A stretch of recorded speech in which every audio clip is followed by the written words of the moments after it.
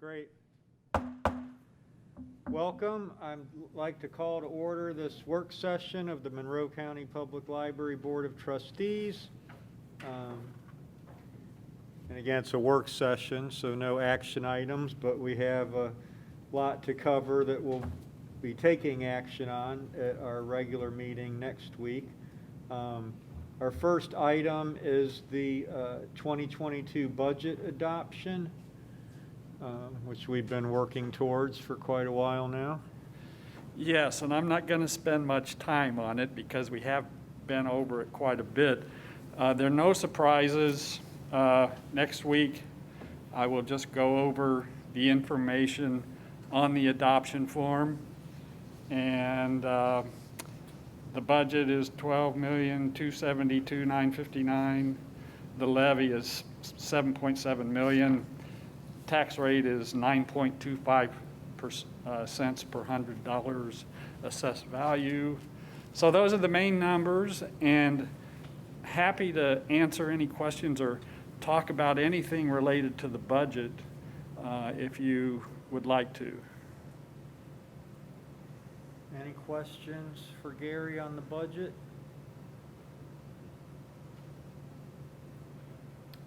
Well, thank you, Gary. Is Kyle? She is, and I'm going to present. Okay, so our next item is employee insurance renewal, which is always a big deal for us. Yeah, so this is the time of year that we really anxiously await what our new rates are going to be for the employee health insurance benefit.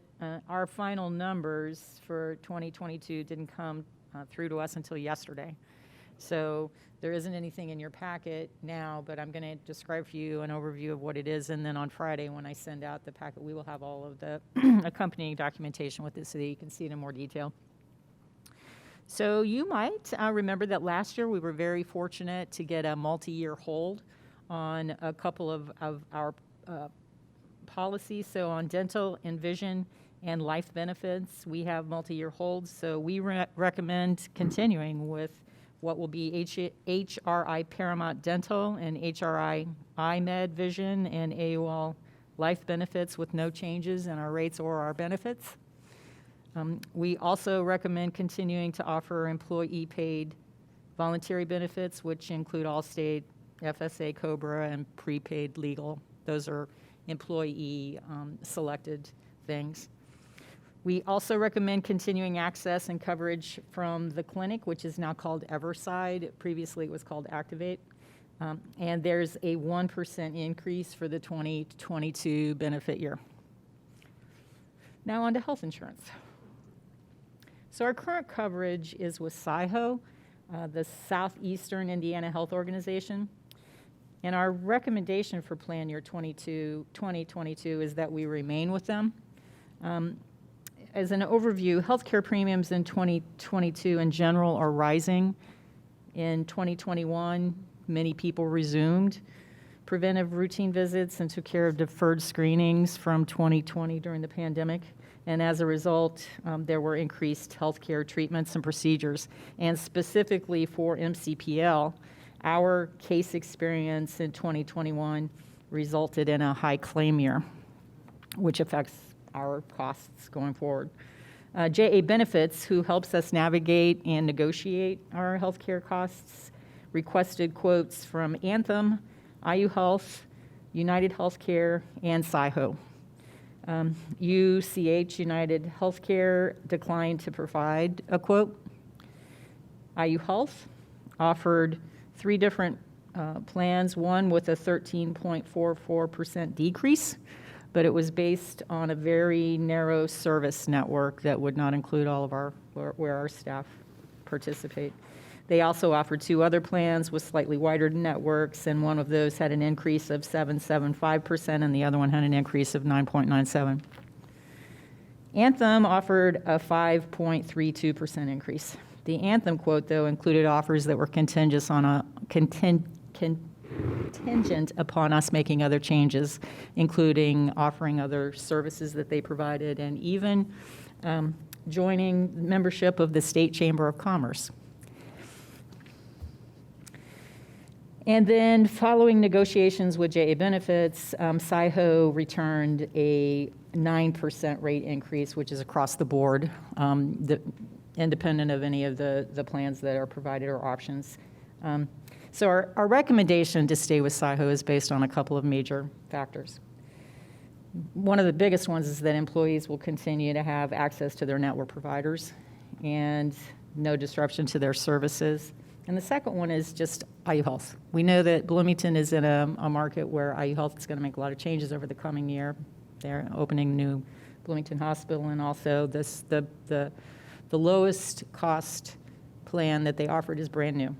And so we anticipate additional changes in that, and we really don't want to move to them until we know that they're stable in the services that they're going to provide.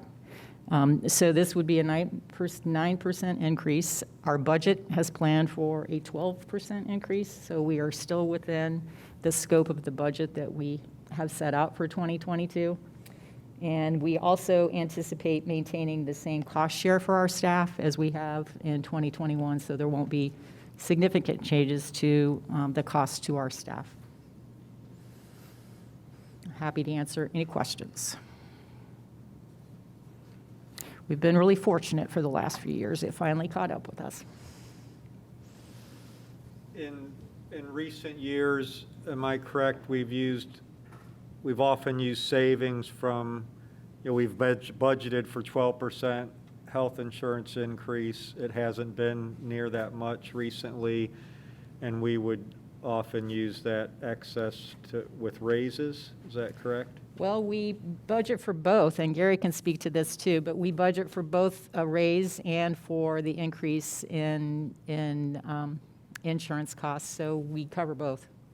And for the last several years, we budgeted a 15% increase in health insurance cost, and then if we get no increase, that just contributes to the bottom line lower overall employee costs.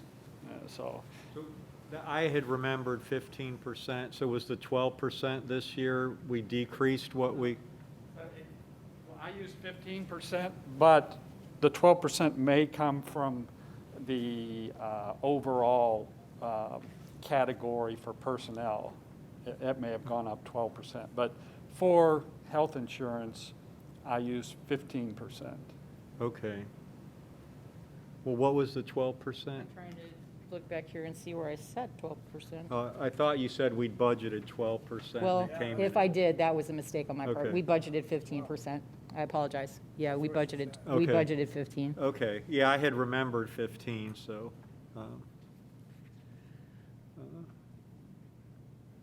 Well, I guess we should continue at 15 then, because never know. it's been way over in recent years, but now it's getting closer, so it's good we had that there. Other questions about the health insurance?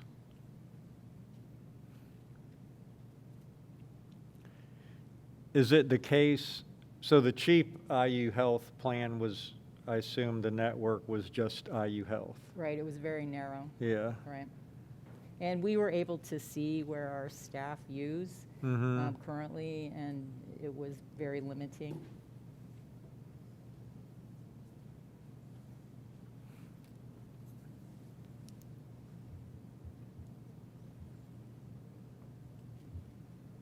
And will that be an action item next week to approve these recommendations? It will be an action item to approve this. You'll be able to see a little bit more information about how the rates play out across all of the categories. And then following that, we actually work very closely with both JA Benefits and SIHO to make updates and benefits for staff so that they sign up for all of those things in November. Is there anything, it's premature right now to think about this, but there have been instances where companies and organizations are tacking on an additional premium price for their employees because they're not vaccinated. Mm-hmm. Has that entered into the conversation with your discussions with SIHO? It has not. Okay.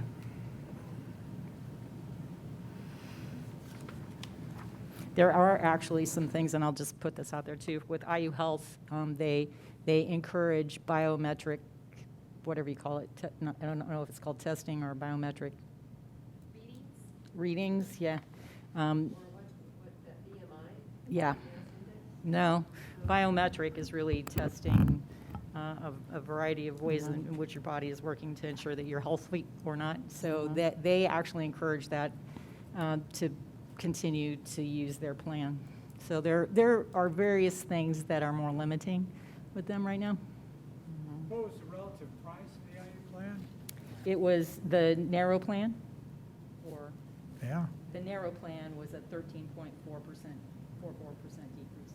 Decrease. Decrease. Yeah. Okay. So, well, I just wonder, I mean, all things being equal, and if you can keep the budget kind of similar, then, you'd like to say, well, whatever's best or broadest, but what number is it where you would say, hey, we want to provide health care? What number is that? Well, and maybe Gary can describe this better too, but I would suggest that when we start getting out of that target range of percentages of overall cost of staff, including wages and benefits, then that's when we have to dial back. I mean, if it's 13% less, does the staff pay any percentage of their health insurance? They pay if they have family or coverage. They don't pay if for it's- their other members of their family, but do portion they of it. pay any certain percentage? They don't pay like 20% for They their don't. share? So we pay 100%. for individual coverage. That's And- Really? also not looking at lining up the benefits. I mean, there may be a great reduction in benefits that come with that cost reduction. I get that. I'm just saying, is there a number? What's your number? If it's $1 million, Yeah. do you go, well, boy, we got to look at that, or is it like no matter what? That's all I'm saying. It's Because a every great year we question. hear it, it goes up, it goes Yeah. up, it goes up, it goes up. Yep. Here's an offer that's less. It's less, it's not as good. Nope, forget it. But, it would save those employees that money to be able to pay for their other family members as well.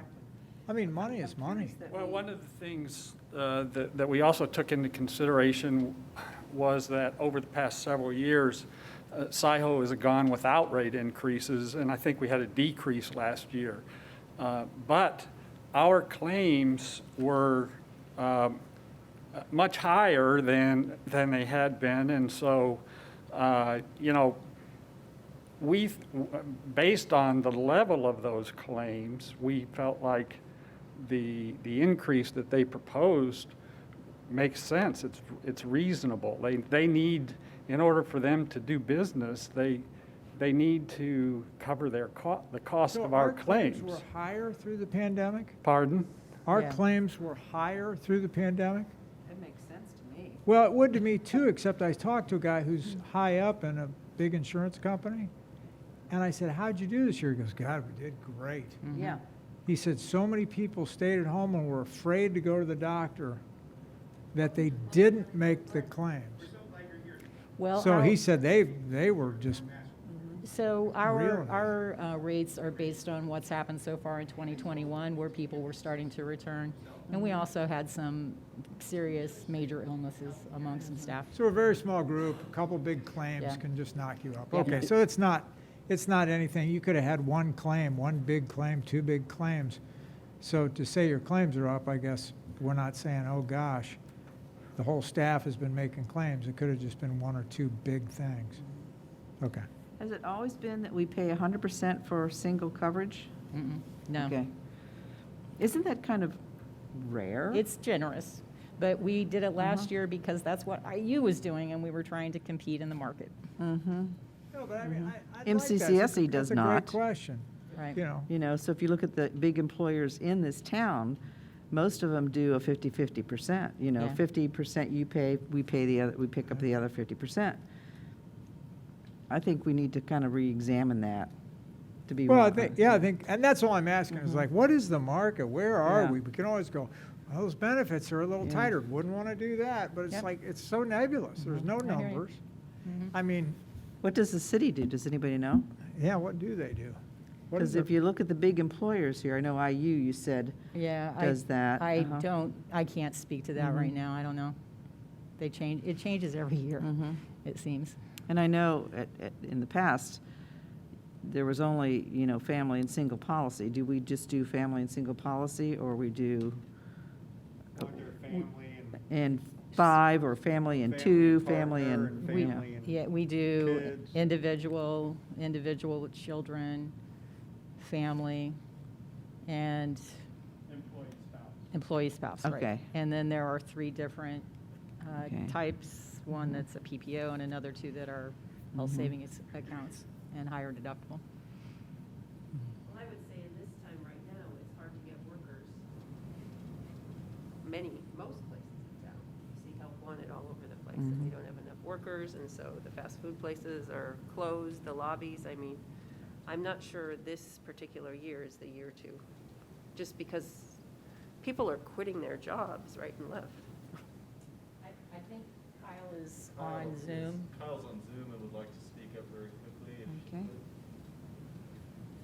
I just want to remind everyone that with the PPO, you do pay co-pays. It's not, something that's just free. And with the HSAs, you do have to meet those high deductibles, either as a family or as an individual.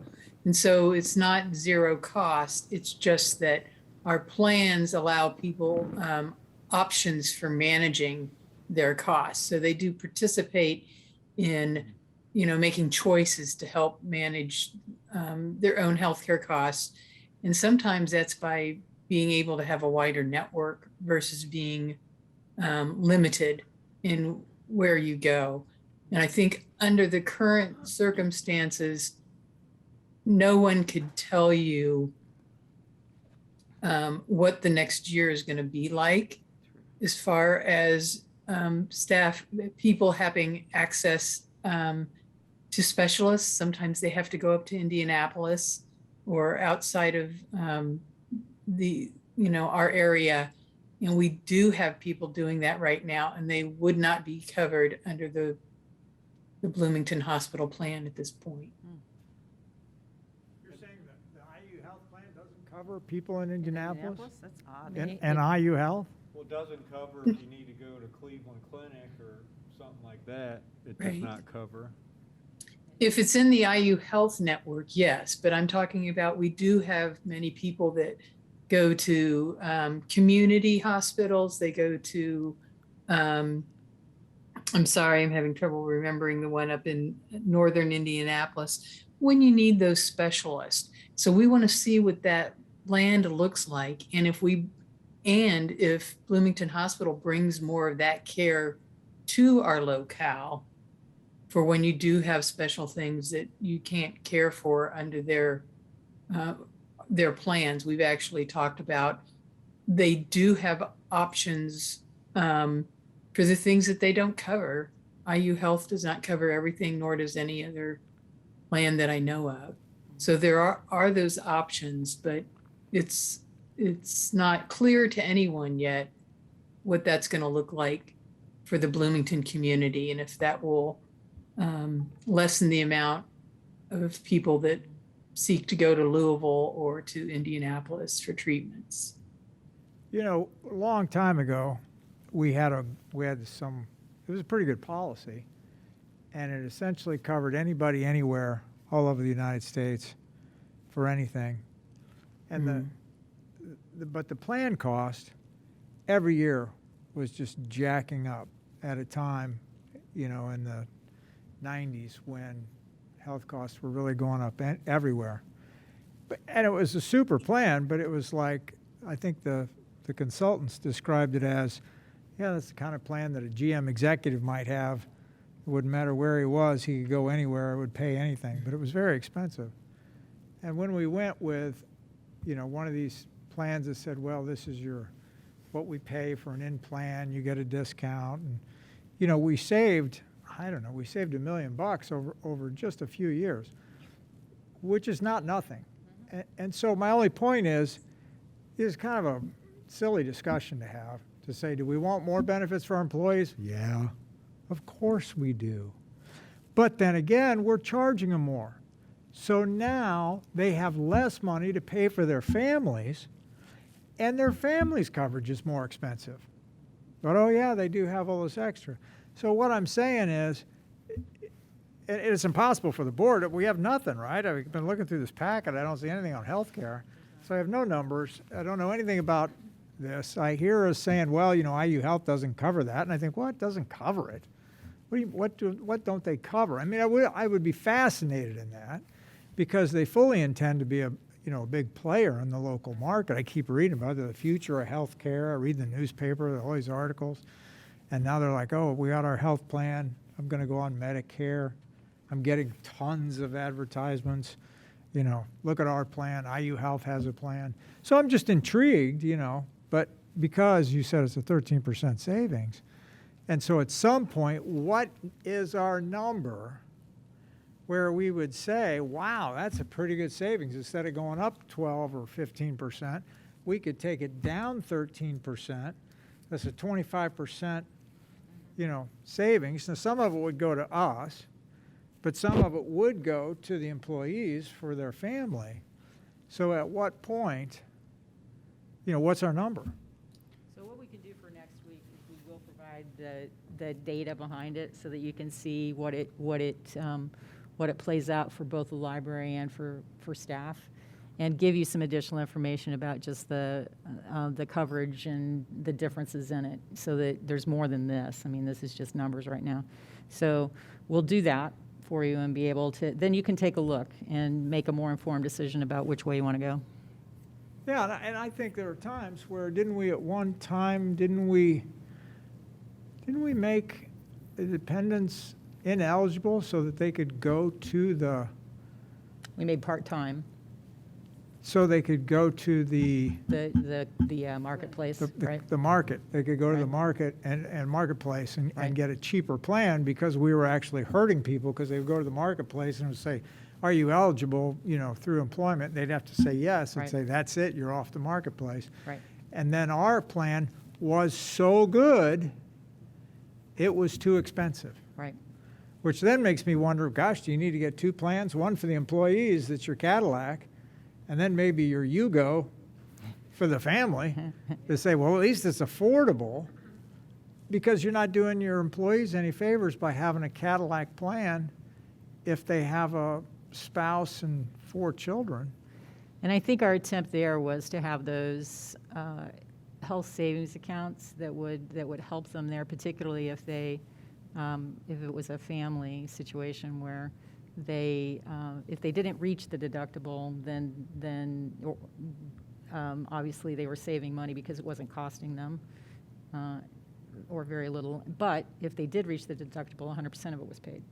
So we'll provide more of that information so you can see what the differences in those policies are. I would just like to make sure that you've considered it as well. Yeah. Because get I it. know at one point we were very worried about, because we'd look and we said, oh God, it's so expensive, we're worried about the families.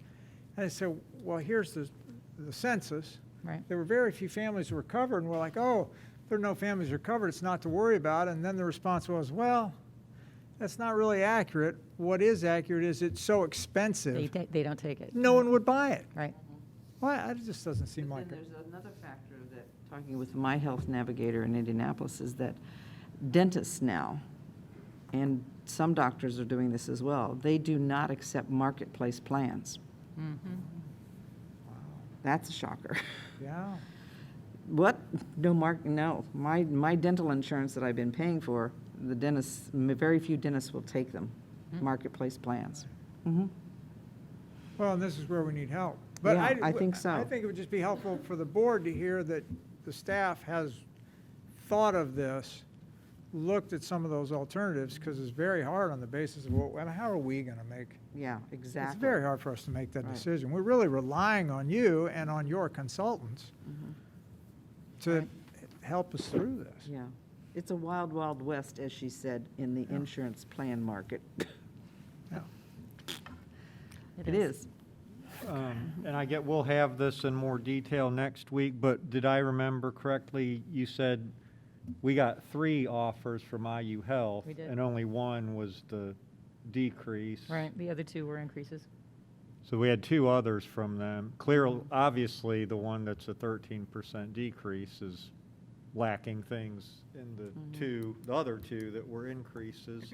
And the other thing I just wanted to remind us all is it's been a number of years with either no increase or very, very low increase, so we have not been, blindly re-signing up with this plan for year after year with lots of increases. So this is the first significant one in a number of years.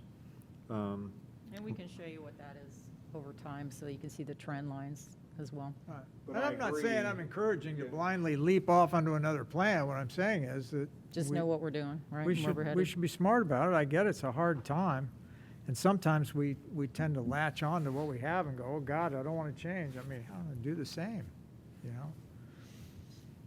Okay. I'll give you some more info. Good thing we had a work session. Any other questions on the health insurance?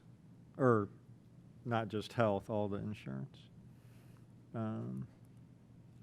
Then next we have an update from Greer, a continuous improvement update. I'm going to provide a bunch of that, and then Greer Okay. can jump in with anything he'd like to as well. And so, and this is really a context piece, because we're making a lot of pretty significant changes right now, and I want to give you some reasons behind where we started and where we're headed. So many of you might remember we had the organizational changes back in 2014 and 15, and that was a time when, as we always find ourselves in an evolving library, we were at a juncture that really required new ways for us to operate. We were opening a teen space.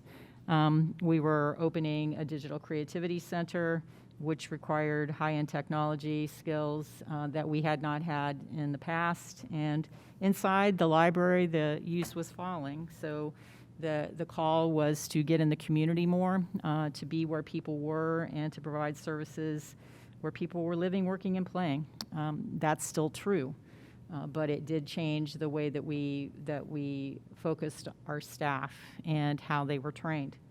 So we responded with a new structure, and that was to increase our community engagement and to cross-train staff, to increase skill levels, and to provide flexible coverage at our desks. Interestingly enough, we have something like, we call them service points, and we have 11 of them, plus more if you count all of the outreach places, which means places that have to be staffed every day that we're open, which is a lot of people in various places and a lot of training that's required to understand how to work there. We also created positions of strategists, and their role was really to sustain community partnerships and also to create the strategy for each of those teams of audiences or each age group that we served. And staff worked across multiple locations, those service points. And today, we're still evolving, and we're on the cusp of major expansion with the Southwest branch, and we're simultaneously experiencing major areas of needed improvement in the library. Our staff is scheduled in ways where they can't develop the deep skills that they need to be able to provide services in an effective way. There's confusion in direct supervision, and it creates breakdowns in communications. In some cases, our services have suffered because people don't know where to go to get an answer. So structurally, we have confusion in roles and in reporting relationships, and simply put, our structure has made it difficult for people to get their work done. So we recognized the need for improvement back in early 2020 before this pandemic hit, and we launched the Continuous Improvement Initiative, and we've shared bits and pieces of it with you up to this point. And although we were somewhat delayed because of the pandemic and all the things that went with it, we've really been immersed in it over the summer. And we've had staff teams representing staff from across the library working through the major themes that were identified. And they're being discussed with feedback loops in place and a lot of information sharing. So the needed improvements in communication are particularly in feedback opportunities and a better understanding for our staff about how decisions are being made. And then structural updates that will improve understanding of roles and reporting relationships, direct supervision, authority, and accountability, and obvious needed improvements and training across all areas of the library. So the 8 teams that we set up have completed their proposals, and they have presented them to the leadership team, and 4 of the proposals have been approved, and improvements, updates, and changes are currently being implemented. The impending changes include restructuring public services departments to prioritize direct supervision and management, elimination of the strategist position, which created ambiguity and confusion. They did not have a supervisory role, they had a strategic role, and that was too confusing. Creating location-specific departments with core team assignments, and creation or redefinition of management positions. There is the creation of one position, which is Assistant Director of Public Services, which is both an administrative and operational level manager. And then we redefined the branch and audience managers positions, and we repurposed former positions to create an organizational development manager, a technology integration specialist, a patron account ILS specialist, and a program coordinator. All of those positions are currently posted for hiring. And we are implementing HAPIO, which we've talked about in a meeting last month for improved lines of communication steering. And I'll report so far that staff are overwhelmingly positive about these changes. Josh and I, and in many cases Greer, met with every single member of our current public services staff to get their feedback and questions. And we are planning a November 1st transition to the new structure. Some current management staff are preparing to assume new positions, and we've posted those positions that are vacant.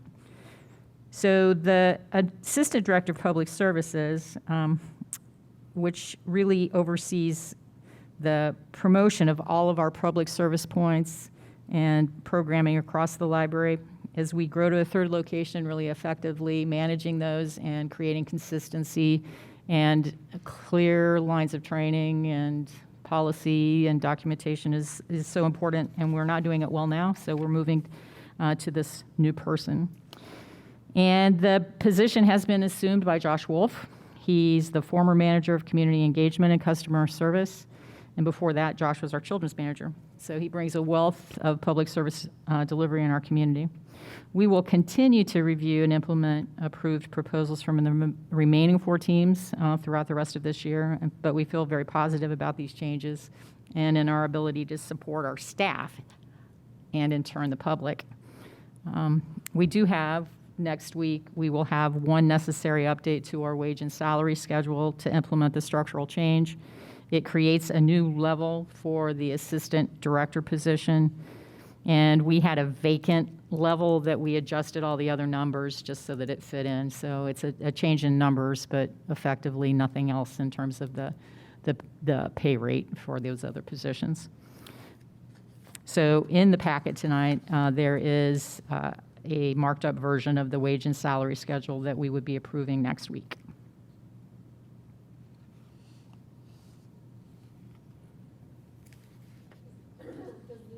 Excuse me, affect the budget much?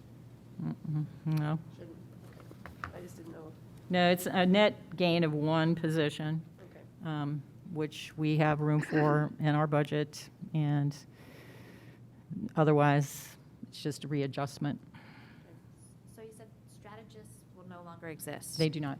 Okay, so I just put up the website because I'm trying to see all the new titles, and so that will get changed with new organization. It is, and so in many cases, we have what we're now describing as department managers. So there's an adult services manager, a children's service manager, an Okay. Ellisville branch manager, et cetera. So the managers are what's coming back, or? It is. Yeah. And it reduces the size of the unit so that there's a lot, it just simplifies both the direct reporting relationships and oversight of scheduling and time off and training and all of those associated things. Was there an old org chart, and will there be a new one? There is, and we can share that with you next week as well. One of the things that was a benefit of the structure from 2014-15 was that people learned new skills by working in more than a single place. And there are many people who don't want to lose that. They really appreciate the variety of that work and also the fact that they get to work with other members of the community and other members of the staff. So what we're establishing is not moving around a bunch of places even during a given day, but we're calling it the 80-20 rule. And if you're a full-time staff member, in many cases you work 80% of your time at one core location and 1 day a week at the other location, and it's somewhat static in terms of the schedule so that it's not any day you could be anywhere at any time. It's a lot more structured. But it continues to offer that satisfaction and continuing to learn and providing some flexibility for the library. And I also think for the people that come into the library, thinking about the one lady who came and spoke about the change, I think that will help with that, where they know who to go to. They do. They know this is the person I need to see. She'll be there, he'll be there 80% of the time. Right. I think that's a positive change. The employees' strengths too. Mhm. You have It will. people who Yeah. prefer to work with teens or prefer to work with children so that they're where they want to be and are comfortable. And I agree. The conversation with each of those staff members was, where's your passion, where's your strength? Where do you want it to be? And we'll try to do as much as we can. I mean, it's a numbers game to some extent too with the number of people that we have, but by and large, people got their first choice.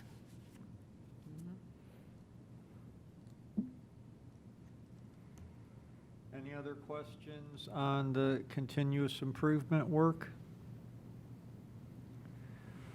Then next, we have a update on the 2021 Series A, or results of the 2021 Series A and Series B bond sale. The Series A bond sale is the $2 million bond sale, which happened on September 30th. The winning bid was from Key Bank. The net interest rate is 0.866, so we're less than 1%. So the closing is October 21st. So on October 21st, we will receive a wire transfer of $2,135,830.75. So that's a little higher than $2 million because we were paid a premium, which goes into the calculation of that interest rate. But the benefit is we get a little more than $2 million in cash. Any questions on the $2 million sale results? And Gary, that figure that you just quoted has already taken into consideration the closing cost. Is that correct?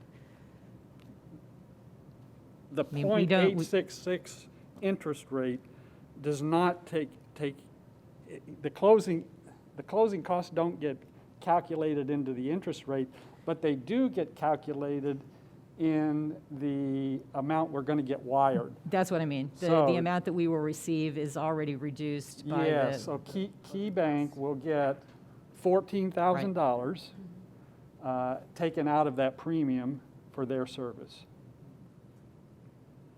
Any other questions on that? Then on the 0.866%, is that the interest we pay on the bond? yes, Okay. 0.866, that's what we pay.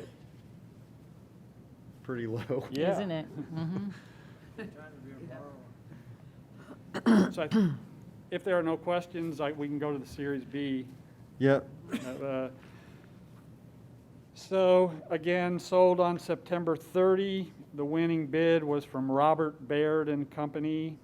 The net interest cost is 1.897%, so just under 2%. On October 21st, the library's bank account will receive a wire for $6,023,341.20. The premium that was paid on this one was $179,516, and then Robert Baird and Company took 96,175 for their cost. So, yeah, that left 83,341 of bond premium coming to the library. Any questions on that one? What's explains the difference between the two rates? I guess what would explain the difference is the ease of selling a shorter term bond. So that the $2 million bond is a 6-year term, whereas somebody that buys one from the $6 million issue would be looking at a 20-year term, and I think that's why the interest rate is higher, or that's why they have the difference. Okay. Thank you. Other questions for Gary? Thank you. Then we have policy review, a number of policies: security camera, internet computer use, meeting room, art exhibit and display, and computer. Yeah, before we do. Oh, I'm sorry, I jumped ahead. Yeah, Southwest Branch Planning. So if you remember, when we were approving the contract, we were talking about any kind of value engineering that could be done that would reduce our overall cost. And so we went back to the architects, who went back to the contractor, and they compared notes about things that could be reduced overall in the cost of the project. There were a number of things that the contractor suggested, and we talked about a few of those, and there were some that we thought would be that are integral to the project and we didn't want to do. But the ones that have been suggested here, which add up to $35,000, the architects do recommend that we move forward with these, and that we would reduce the overall cost of our contract by that $35,000 change order. So next week, we would be approving the change order in that amount. Can you explain you've got 4 items for the change order. Are these items going to significantly reduce quality, or? No, that was one No? of the things that we said up front, was that it couldn't affect the integrity of our project or the facility. And they feel like these are just, in some cases, it's just a choice of a different product than what had been spec'd. And they felt And the like that they were the acoustic same. paneling ceiling I'm sorry? tiles? The acoustic paneling ceiling, It's fine. it's not going to be a difference in how it resonates with No. sound? Okay.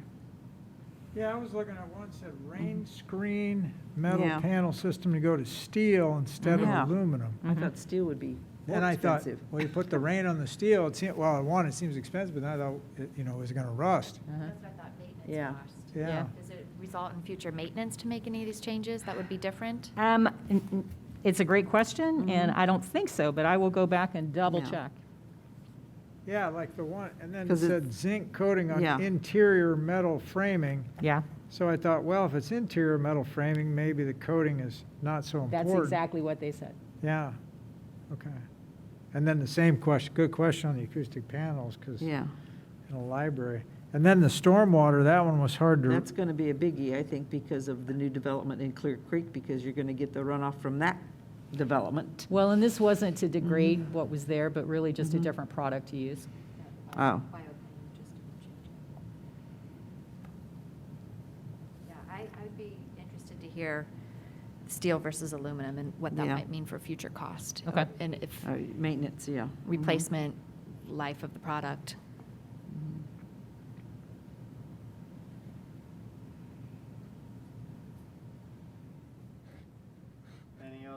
Anything else on the change order? Then now we have the policy review for a number of policies listed on the agenda. For most of these, they're very minor changes, and they are policies that require an annual review. So they're here just for that. I thought I would go through each one and just let you know what the changes are. So on the library security camera policy, it is an annual review. There are two changes. One that changes how the recordings are stored. They're no longer stored on a DVR. It's on the cloud, in the cloud. And also, and this is not on yours, but we've made this change because Jim did a review of our policies and suggested that we remove the portion that says it's, let's see, 1, 2, 3, 4, 5 bullet points up from the end. So it will become video images are stored digitally and retained for approximately 30 days. We're removing the or as storage space allows. The internet and computer use policy, the only changes were to switch customers to patrons, and the date, it's an annual review as well. The meeting room, this one was updated because we had different contact information, and so we updated it or clarified it. And also, we eliminated the fee recovery for canceled business users. There was a line that was 50% if they cancel more than a week, and we removed that and we're trying to encourage their use right now rather than discourage it.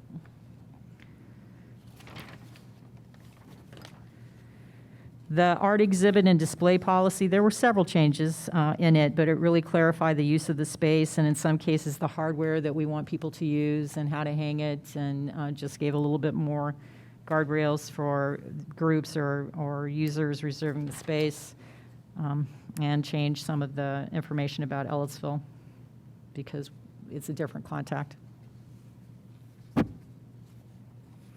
And then finally, well, there's two. But finally, on the ones that were in your packet, the Public Library Art Exhibit and Display Release Form, this is brand new. And this goes along with the exhibit and display policy, and it really is just to get agreement from the person bringing the art that releases us from loss or damage for things that are here that we don't control, basically.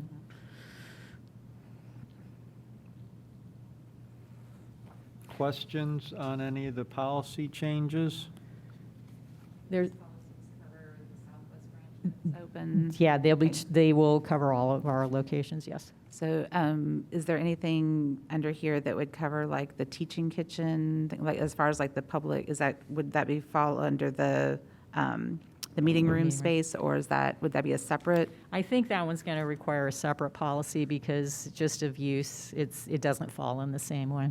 Okay, so likely that would be something that we would either need to do ahead of time or when it opens, or are we figuring this will come about for renewal around the time the branch opens? Or We'll have to do this one more time before the branch opens, so Okay. but we would try to have that in place before we open the branch because I assume that we're going to have people who want to use it right away, and so we'll want that in place. Okay.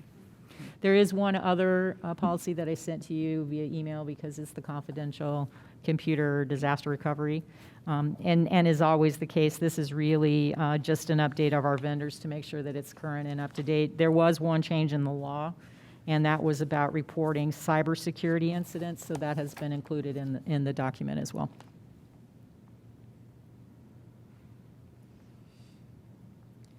I don't know that did you guys get that? That document? It was attached to an email or when Yeah. it came out for the meeting. Or should have been. Yeah, I've Did we got get it. it? It was sent Friday. All right, I'll double check. I wasn't sure I saw it. Um, Can I go back to, I have one question on the insurance. Uh-huh.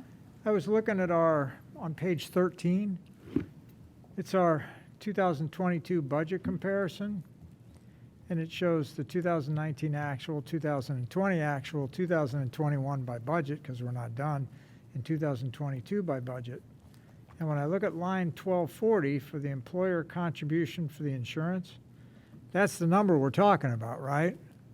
Yes. Okay. So when I look at that number for 2019, again, it's line 1240, it's 643,000 and change. It goes to 2020, we spend a little less, it goes down 3.7%. The difference between the 2020 actual and the 2021 budget is 21.32%. Does Okay, that make sense? yes. Okay. So you said we budgeted 15% or something, but Right. that year we budgeted 21.3, or for this year, we budgeted 21% increase. We don't know what it is actually. I guess you know 10 of the months, but we're not Right. done with the year. But from the budget number for 21 to the budget for 22, we went up 8.1%. So the reason it doesn't go up exactly 15% is because when I take the starting point for the calculation of the 2022 budget number is the current cost of the plan, the current premium. And the current premium is less than the premium we budgeted. Right. So we're kind of starting with a lower number, so it doesn't look from year to year like we're putting in 15% increase, but what we actually are, because every year the actual rate we're starting with is lower than what we budgeted the previous year. Right, and we're having to decide it in the middle of the year. But you do have a good handle on the number that it's Yeah. going to cost for the entire year. Yeah. Yeah, we actually can, we know the number of people who are assigned to each policy, and we can do those calculations. Okay. All right, well, I heard 15%, but when I did the numbers, it was 21. So if you assume that if we were doing the budget based on year-over-year budget, the actual is the actual is actually less than what our budgeted amount was. So we were budgeting at a higher level and adding that 15%. You were adding the 15% from what you would assume your actual will end up Because being. we're not done yet. We don't Right. know the actual, so we're basing it Right. on the budget figure instead of the actual. Okay. All right, Does that make sense? makes sense.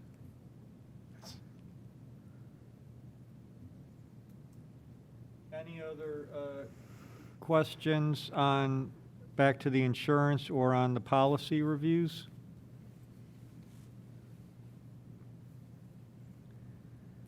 Seeing none, it's now time for public comment. If there are any members of the public who would like to address the board, please come to the podium.